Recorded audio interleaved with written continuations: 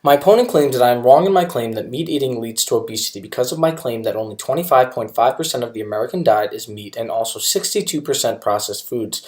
There seemed to be some confusion. 25.5% of the American diet is in fact meat that is unprocessed. That other 62% includes things like refined grains, oils, and sweets, but it also includes processed meats. My opponent claims that obesity can be simply solved by modifying the intake of processed foods. Because my opponent did not specify on how to modify the food intake, I assume that he meant to add more processed foods to our diet, and in no way will that help the obesity epidemic.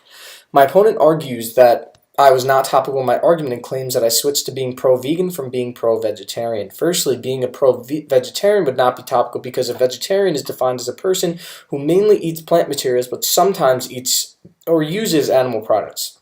My opponent argues that vegans are at risk of heart problems, fracture, and osteoporosis due to a lack in vitamin B12, vitamin D, and calcium.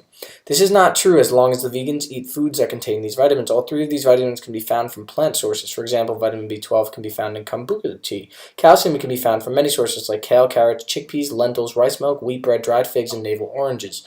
Vitamin D can be found in soy milk. All of these sources are readily available at any supermarket. Also, the researcher my opponent mentioned, Annabelle Smith from Penn State, who is a nurse with a bachelor's degree in nursing science and master's degree in nursing research and clinical science. These degrees do not include nutritional studies. In fact, no nurses receive extensive nutritional training unless taken up upon themselves, in which Annabelle did not do. Annabelle is not credible due to her qualifications and also the publication data for the journal she wrote in 2006. That is not modern enough to consider credible evidence. My opponent claims human teeth are not designed for herbivorous eating, but rather omnivorous eating. My opponent argument is flawed because humans in fact are designed to be herbivorous. For example, an omnivore's mouth is large compared to its head, unlike humans and herbivores alike who have small mouths to large heads.